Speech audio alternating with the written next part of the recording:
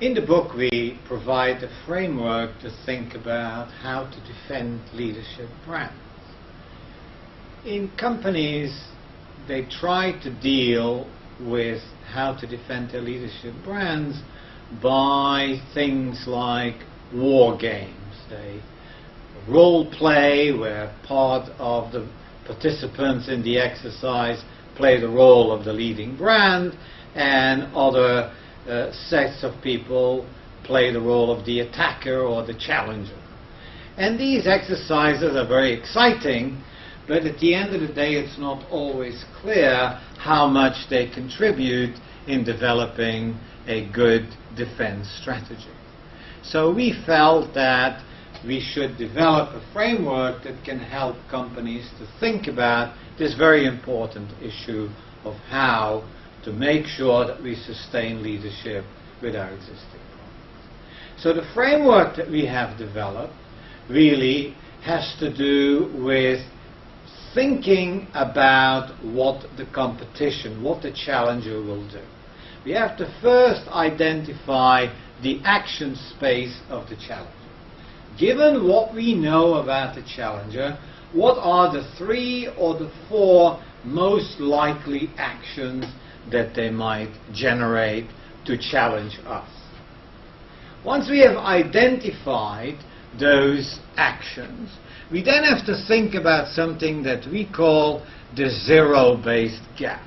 Now, what is the zero-based gap? The zero-based gap is how much could we lose from our leader brand if we do nothing and the challenger puts into action the specific actions that we thought that they might develop. So we have to assess how big could the damage be if we do nothing. How much value is at stake? This is very important because we have to assess how important the defense will be. And the bigger the zero-based gap, the more important the defense framework will be. Now, once we have identified what the challenger might do, how big that will have an effect on our leading brands, we then have to think about what potential actions could we take to reduce the effect of the challenger's potential actions. Once we have carefully thought that through, we can't, of course, do everything. And we have to zero in on what we call the must-win battles. What are the battles that we have to win against the competition or against the challenger? And we feel it's a very important concept, the must-win battles, to galvanize the organization, to make sure everybody is on the same page, and to really have a clear understanding throughout the organization about things that are crucial to us. These must-win battles should be a very limited number. 1, 2, no more.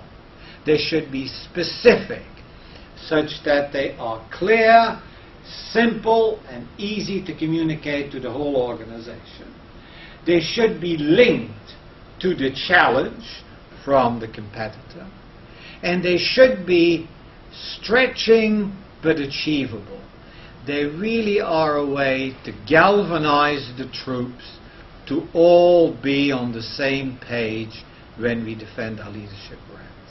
We developed this framework in the book with a few examples to illustrate how anybody can use this intuitive framework to improve the defense strategies that they can develop.